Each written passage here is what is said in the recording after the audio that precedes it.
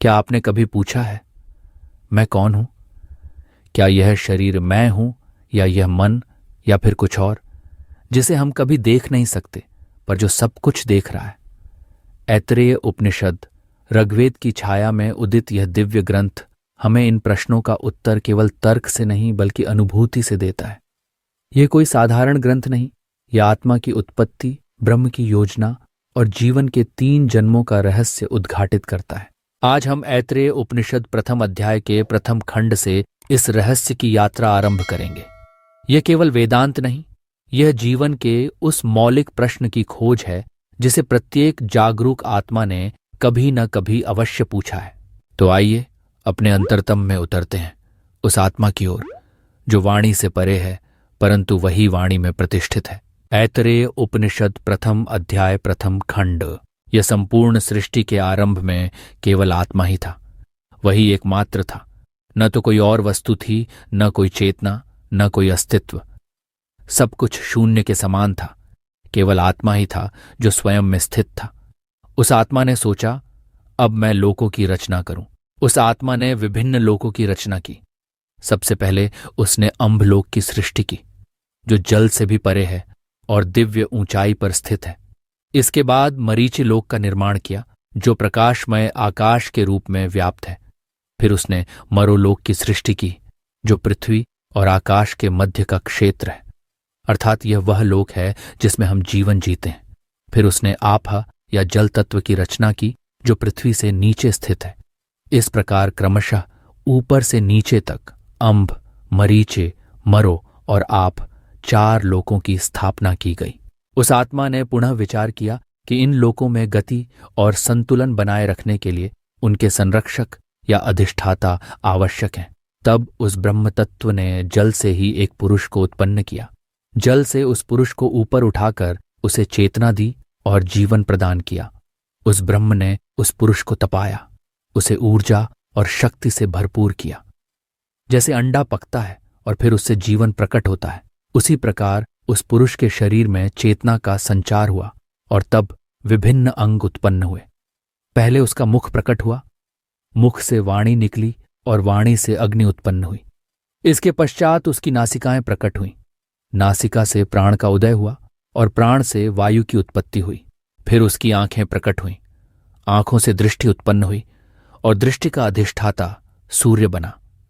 फिर कान उत्पन्न हुए, कानों से श्रवण शक्ति प्रकट हुई और उसका संबंध दिशाओं से बना। फिर उसकी त्वचा उत्पन्न हुई, त्वचा से रोम विकसित हुए और रोमों से वनस्पतियों और औषधियों की उत्पत्ति हुई। फिर हृदय प्रकट हुआ, हृदय से मन उत्पन्न हुआ और मन से चंद्रमा का प्राकट्य हुआ। फिर उसकी नाभि प्रकट हुई, नाभि से अपान वायु का जन्म हुआ और अपान से मृत्यु का संचार हुआ। अंत में उसका शिश्न प्रकट हुआ, शिश्न से वीर्य उत्पन्न हुआ और वीर्य से जल तत्व की पुनः पुष्टि हुई। इस प्रकार ब्रह्मा ने आत्मा से पुरुष की रचना की और उसी पुरुष से समस्त इंद्रियों, देवताओं, लोकों और तत्वों की सृष्टि हुई। यही सृष्टि का गूढ़ रहस्य है, जिसे ऋषियों ने अंतरात्मा से अनुभूत कर उपनिषद के रूप में हमें प्रदान किया। ऐतरेय उपनिषद प्रथम अध्याय द्वितीय खंड।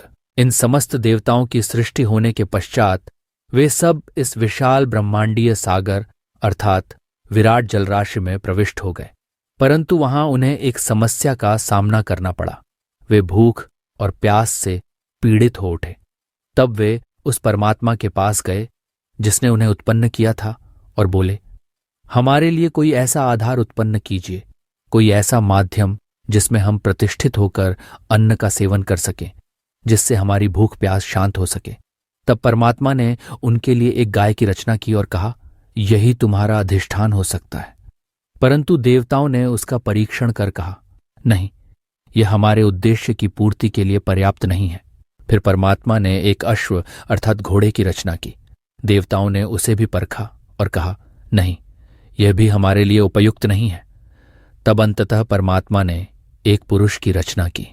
देवताओं ने उस पुरुष को देखा और हर्षपूर्वक कहा, धन्य है यह सृष्टि, यह पुरुष वास्तव में उत्तम निर्माण है। यह सृजन सफल हुआ। तब उन्होंने परमात्मा से पूछा, क्या हम इस पुरुष में प्रवेश कर सकते हैं? तब ब्रह्मा ने उन्हें निर्देश दिया, जैसा तुम चाहो, इस पुरुष के भीतर प्रविष्ट हो जाओ और अपने अपने स्थान ग्रहण करो। तब अग्नि ने वाणी का रूप धारण किया और उस पुरुष के मुख में प्रविष्ट हो गई। वायु ने प्राण का रूप लिया और नासिकाओं में प्रविष्ट हुआ। सूर्य ने दृष्टि का रूप लिया और आंखों में प्रवेश किया। दिशाओं ने श्रवण शक्ति का रूप लिया और कानों में स्थित हो गईं। औषधियों और वनस्पतियों ने रोम का रूप लिया और त्वचा में प्रविष्ट हो गईं। चंद्रमा ने मन का रूप लिया और हृदय में प्रवेश किया। मृत्यु ने अपान वायु का रूप लिया और नाभि में स्थित हुई। और जल तत्व ने वीर्य का रूप लिया और शिश्न में प्रविष्ट हुआ। फिर भूख और प्यास, जो अब भी असंतुष्ट थीं, उन्होंने ब्रह्मा से कहा, हमें भी किसी माध्यम से अनुभूति प्राप्त हो, हमें भी प्रवेश करने दो। तब ब्रह्मा ने उत्तर दिया, मैं तुम दोनों को भी देवताओं में बांटता हूं। मैं तुम्हें देवताओं के अंश के रूप में स्थापित करता हूं। इसीलिए आज भी जब किसी विशेष देवता को अर्पित हवन या पूजा होती है तो भूख और प्यास भी उसमें सहभागी होती है। वे देवता के साथ उस आहुति या अर्पण में अपना भाग लेती हैं। अतः जहां भी किसी एक देवता के लिए अर्पण किया जाता है, वहां भूख और प्यास अनिवार्य रूप से उस अर्पण के सहभागी बन जाते हैं। ऐतरेय उपनिषद प्रथम अध्याय तृतीय खंड। अब उस परमात्मा ने पुनः विचार किया, इन लोकों की सृष्टि हो चुकी है, इन लोकपालों का भी निर्माण हो गया है। अब इनके लिए अन्न की उत्पत्ति होनी चाहिए जिससे ये जीवित रह सके। उसने जल को तपाया। उस तपस्या रूपी ऊष्मा से एक मूर्त रूप उत्पन्न हुआ। वही मूर्त रूप जो उस तप से जन्मा वास्तव में अन्न था। यही अन्न जीवों के पोषण का साधन बना। ब्रह्मा ने जो अन्न उत्पन्न किया था वह बाहर की ओर जाने लगा। वह हाथ से पकड़ में न आने वाला था। तब ब्रह्मा ने वाणी से उसे पकड़ने का प्रयास किया, पर वह वाणी के माध्यम से उसे नहीं पकड़ सका। उसने सोचा, यदि मैं वाणी से इस अन्न को पकड़ता तो उसे बोलकर ही पा लेता। फिर उसने प्राण से अन्न को पकड़ना चाहा, लेकिन प्राण भी उसे ग्रहण करने में समर्थ नहीं हुआ। ब्रह्मा ने विचार किया कि यदि मैं इसे प्राण से पकड़ पाता तो इसे श्वास के माध्यम से प्राप्त कर लेता। फिर उसने आंखों से अन्न को पकड़ने की चेष्टा की, परंतु दृष्टि के द्वारा भी वह उसे ग्रहण नहीं कर सका। सोचने लगा, यदि दृष्टि से संभव होता तो देख लेने मात्र से अन्न प्राप्त हो जाता। फिर उसने श्रवणेंद्रिय द्वारा पकड़ना चाहा, परंतु कानों से भी अन्न पकड़ में नहीं आया। यदि यह श्रवण से संभव होता तो सुनते ही अन्न की प्राप्ति हो जाती। फिर उसने त्वचा द्वारा स्पर्श से उसे पकड़ने का प्रयास किया, लेकिन त्वचा भी सफल नहीं हुई। यदि ऐसा होता तो स्पर्श करने से अन्न मिल जाता। इसके बाद उसने मन से अन्न को पकड़ना चाहा, लेकिन विचार से भी वह अन्न नहीं मिला। यदि मन से यह संभव होता तो ध्यान मात्र से अन्न की तृप्ति हो जाती। फिर उसने शिश्न से उसे पकड़ना चाहा, परंतु उससे भी अन्न प्राप्त नहीं हो सका। यदि ऐसा होता तो उत्सर्जन के माध्यम से अन्न मिल जाता। अंत में उसने अपान वायु के माध्यम से अन्न को पकड़ना चाहा। उसी क्षण वह सफल हुआ।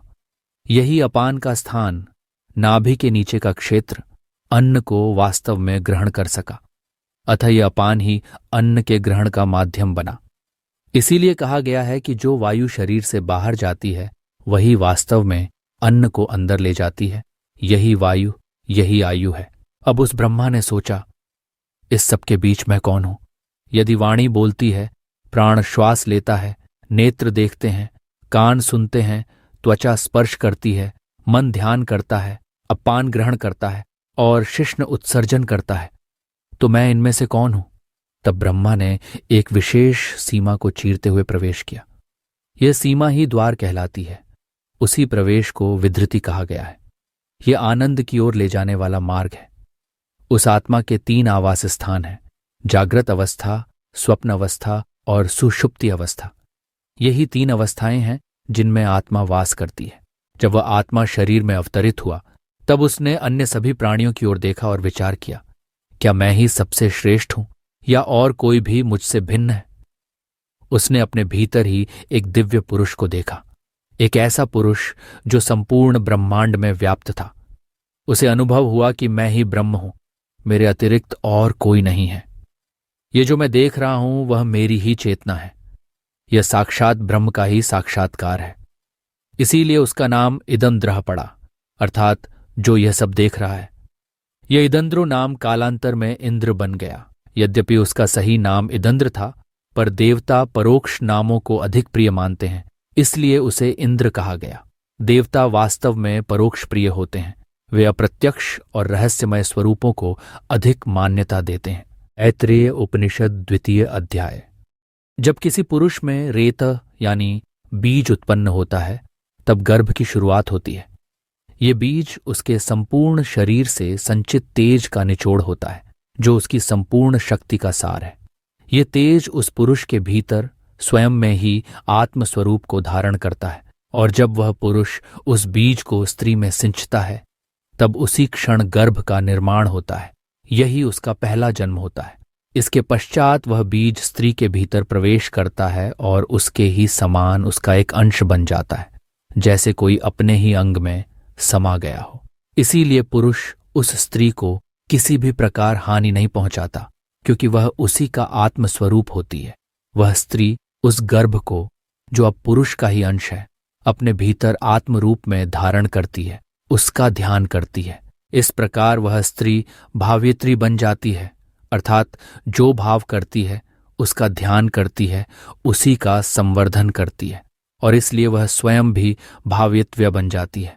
वह जो स्वयं भी पुरुष की भावनाओं का पात्र बनती है, वह उस गर्भ को अपने भीतर रखती है, और जब वह शिशु जन्म लेता है तो वह पुरुष उसी शिशु के माध्यम से जन्म के क्षण से ही उसे अपने विचारों और संस्कारों से प्रभावित करता है। जो पुरुष इस नवजात शिशु को उसके जन्म के आरंभिक क्षणों से ही दिशा देता है, वह वस्तुतः स्वयं अपने ही स्वरूप को पुनः साकार कर रहा होता है। यही प्रक्रिया लोगों की संतति बनाए रखने का माध्यम है। इस प्रकार वह दूसरा जन्म कहलाता है, जब आत्मा स्वयं को संतान के रूप में पुनः व्यक्त करती है। इसके आगे वही आत्मा जब पुण्य कर्मों के फलस्वरूप देह धारण करती है, पुण्य लोकों में प्रतिष्ठित होती है, और जब जीवन का अंतिम चरण आता है, शरीर वृद्ध होता है, कर्तव्य पूर्ण हो जाते हैं, तब वह आत्मा इस संसार से विदा हो जाती है। किंतु उसका कर्म यदि शेष रहता है तो वह पुनः जन्म लेती है।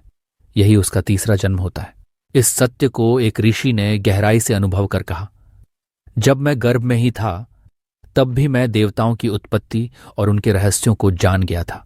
मैं वामदेव ऋषि गर्भ में लेटे हुए ही यह आत्मज्ञान प्राप्त कर चुका था। मैंने 100 लौह किले जैसे बंधनों को पार कर लिया। मैं शेन पक्षी के समान गति से नीचे की ओर से ऊर्ध्वगामी हो गया और समस्त ज्ञान में प्रवेश कर गया। जो इस प्रकार जानता है वह मृत्यु के समय शरीर से ऊपर उठकर स्वर्गलोक की ओर प्रवाहित हो जाता है। वहां पहुंचकर वह समस्त इच्छाओं की पूर्ति प्राप्त करता है और अमृतत्व को प्राप्त करता है।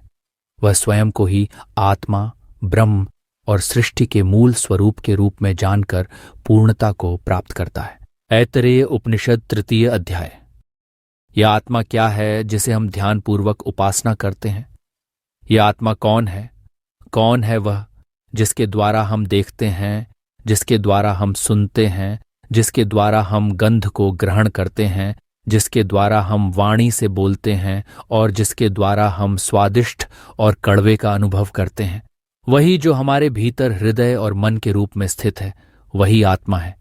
वही चेतना जो ज्ञान और अज्ञान दोनों की अनुभूति कराती है, जो विवेक है, जो प्रज्ञा है, जो बुद्धि है, जो दृष्टि है, जो धैर्य है, जो मननशीलता है, जो आंतरिक प्रेरणा है, जो स्मृति है, संकल्प है, यज्ञ शक्ति है, प्राण शक्ति है, इच्छा है और नियंत्रण शक्ति है।